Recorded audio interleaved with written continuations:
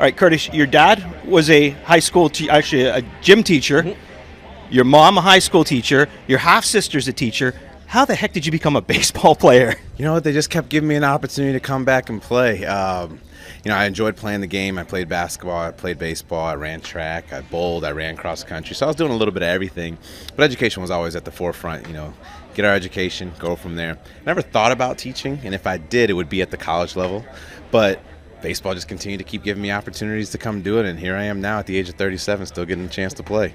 When you were a kid and you had the dreams of being a ball player, was that cool with mom and dad? It was. The idea was that we know you're going to finish your education. And that dream of playing technically didn't pop in until after scouts started coming to watch me in college. And I was just enjoying playing, being out there with friends and family and having a good time out there, and just liked the game, liked watching it, liked playing it on video games. And the idea of doing this as a job never really crept into my head. Even when I got drafted, I was like, oh, I'll play for 2 or 3 years in the minor leagues, get released, and then go put my degree to work. But at that time, even though I left school early, a year and a half before I had to finish my degree, my parents knew, we know you're going to get your degree, and sure enough, I was able to get it in the minor leagues. Did you go through years of the pinch me moments, just waking up every morning and feeling this sense of, how am I here? Definitely, because at one moment in the minor leagues, I was about to quit. I was done with baseball. This is it. There's other things I know I want to do, and it happened in my first full season. So not too long after I signed my contract, I was able to get through that season, had some good friends, good teammates that kind of helped me get through it, and after that, I just continued to just go back and play. Didn't put any pressure on myself, just enjoyed it, and I think that helped. There was never a moment like, I got to make it. So even as I got a chance to get to this point, it's probably not until recently I was like, wow, I got drafted in 2002, and now it's 2018, and here I am. So now it's finally starting to set in because it's probably coming towards an end. It's funny, when Jose Bautista was here a few weeks ago, I asked him, because when he was here, he never really had a chance to reflect on his accomplishments because he's still going at it. But he said, now that I'm getting older, I'm starting to realize some of the things that I was able to do. Are you in that, almost in a reflect type of part of your life now?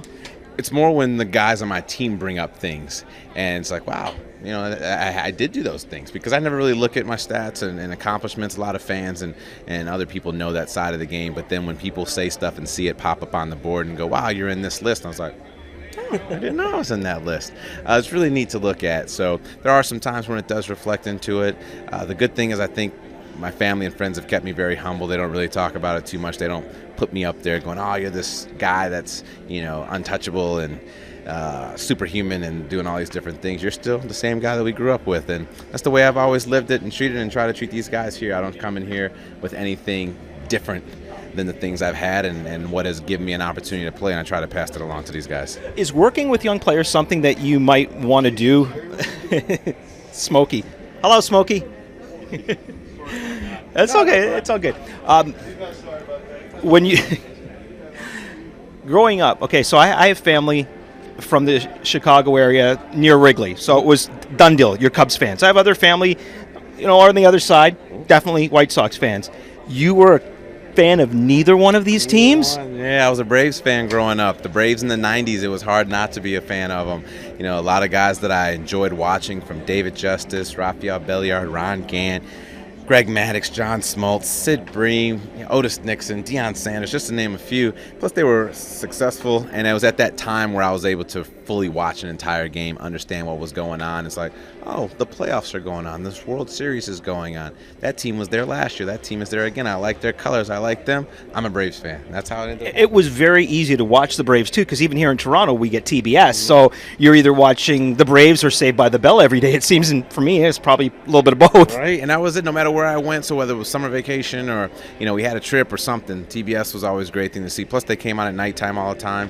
And after I did my homework and did everything I needed to do, the Braves would be coming on. So I'd get a chance to catch them a little bit here and there, do some chores, finish up some work, and then call it a night. Come on, you watched Saved by the Bell too, didn't you? Oh, definitely. I was a huge Saved by the Bell fan, and that was part of it. They always came on during the day, and the Cubs played during the day. So whenever the Cubs were on, Saved by the Bell wasn't on. So that was part of my dislike for the Cubs, because they'd always cancel one of my shows that I look forward to watching. But a huge Saved by the Bell fan, and even when the reruns come on now, I'll kind of stop and watch them. You do so many things other than play baseball, and I know that knowing you probably say baseball is what I do, but baseball is not what I am. And things like grandkids is a lot about what you are. Tell us, for people who are unaware, of what grandkids is. So the Grandkids Foundation was established in 2007, which is another aha pinch me moment because, wow, I'm 10 years into establishing that foundation, which we created in Detroit. At that time, geared around education and baseball, because the graduation rate in the city of Detroit was at 50% when I graduated. And as you talked about earlier, my mom and dad were educators. My sister is an educator. I graduated from college. So education was something very important to me, and to hear numbers like that perked my attention to it, and that's why we established the Grandkids Foundation back then. Now, fast forwarding to here we are now, we've been able to continue the education side, promote the baseball side, get kids active, try to piggyback off Michelle Obama's Let's Move campaign, show the importance of making sure kids have meals and people aren't food insecure, not knowing where their meals are coming from. So we've kind of been doing a little bit of everything. We've had the ability to spread it to all the different cities I've played in. So starting in Detroit, going to New York, spring training in Florida, a little bit in LA for my short time there, and now we've done it here in Toronto. So we're international. How do you have time for all of this? I like being busy. I've always looked at I'm always at my best when I'm busy, and I backtrack to even high school and college. I was a student athlete on both sides, so you had to balance practice and games and homework and meetings and all these different things, but I was able to do it and still have time for friends and family and all that other stuff. If I didn't have those other things, I would have found time to do something else and maybe not the best stuff. So I've always found that busy is a good thing, and there's times where you pull back and you learn when you need some rest, but at the same time, those different things that take a little bit of time out of my day seem like a lot, but it really isn't that much. When you're done baseball, could you almost see yourself getting even more involved with grandkids and almost making that your full-time thing? Possibly. The Grandkids Foundation has been up and going. I definitely want to continue to see that grow. I've also established another nonprofit, which is coming into its second year this month, actually. It's called the Chicago Baseball and Educational Academy. It's hosted at UIC, the university I went to. We have about 15 to 20,000 kids that come in year out that get a chance to play, ages 8 to 18, boys and girls. They're practicing, they're playing, they're training, they're able to do it inside and outside. They're on the safe confines of a college campus. A lot of them have never been to a college campus before. So a combination of those two things, and who knows what other route and other ways that we might end up doing it. I want to ask you about this guy. Turn around so the camera can see you.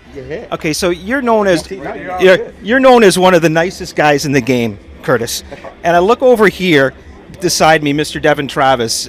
Do you see a little bit of yourself in Curtis Granderson? You know what? Devin's been great. Or in Devin Travis. One of the things that I heard right away is like, man, there's an argument on who's the nicest on a team between you and Devin. And I think that's just our nature, our backgrounds. We just know that we want to be treated a certain way, and we go about that and try to treat other people the same way that we want to be treated. But one of the things that I've seen is he's asked about, hey, I want to do some more things in my community, in my hometown. How can I get that stuff going? So from that regard, there's that. And then obviously the talent side and everything else that he does on the field, which is a lot different than me because he's in the infield, but which is where I'd love to be, but they won't let me. So hopefully I get a chance to follow in his footsteps and get back there just one time. That's all I want. What did this guy mean to you, Devin? I mean, we've always known you've been such a nice human being, and being a good human being was very important to you, but you obviously knew about what Curtis Granderson was all about. Yeah, I think the word around the league, whether you play with him or not, is, Grandy's one of the best guys that you'll ever play with in baseball. And in this game, that's what it's about, man. In this short time that we spent together, I've learned a lot from him. I feel like I try to implement myself the way he does every single day. Comes into the locker room. There's nothing but positive energy, and guys feed off that, man. I know I do. When you see someone who comes into the locker room, always has a smile on their face no matter what's going on, that's what it's about. So I know I look up to him, and we're so thankful to have him here, and I hope I can just continue to take after a guy like that because he does it right. All right, I'm going to let you go now. Right. Thanks, Devin.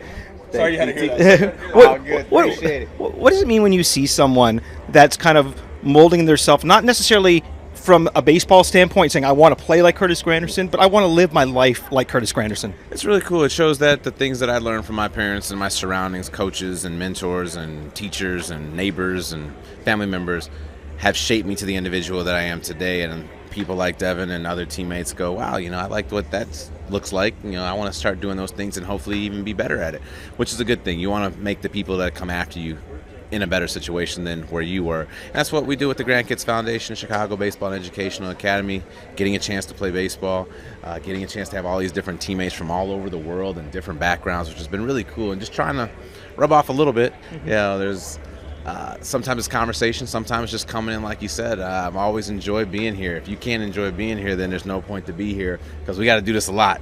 So that starts the day right away, and if I come in with my head down and I'm dreading things and doing this, that, and the other, that can travel. It's contagious. You win together, you lose together, you fight together, you struggle together, you do a bunch of different things together on this team. And, for a lot of ball players, winning awards for, hitting or defense or something like that, that's the pinnacle.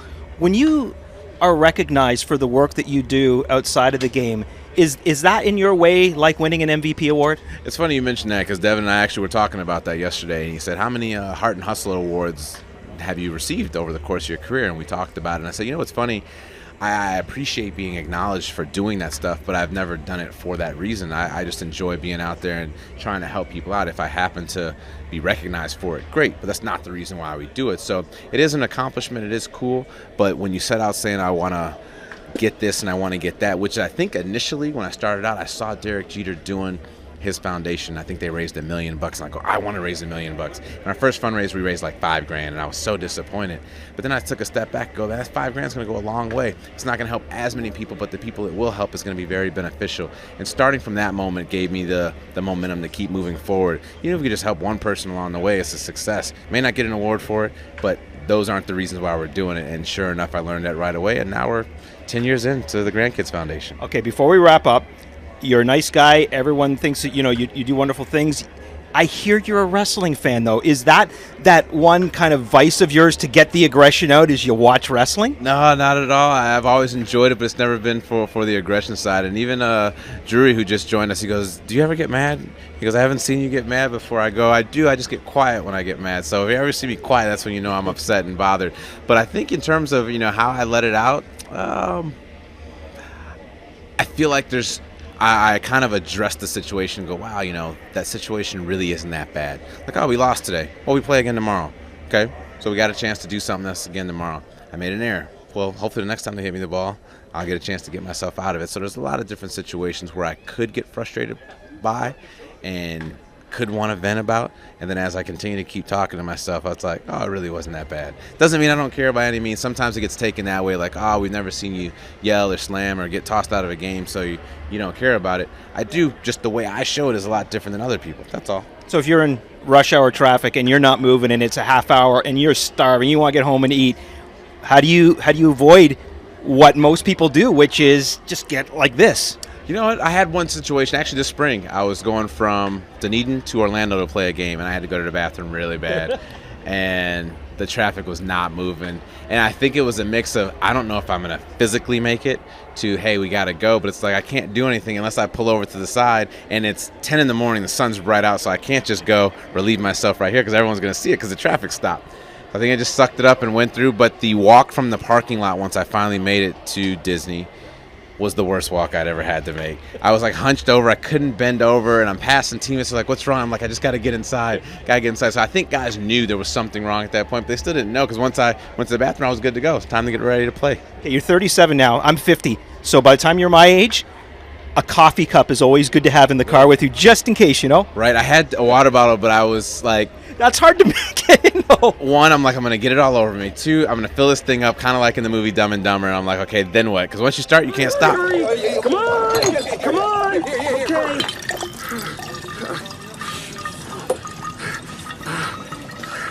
Okay. Like they said, so I was like, this is not going to be good. And sure enough, luckily, that was the only time it happened over the course of this season because I was trying to continue to hydrate, and I'd had about 3 or 4 bottles of water to already start, and I was like, we're rolling, and then all of a sudden, the traffic slammed on the brakes once you got towards Disney. I was like, oh, no, this is not good.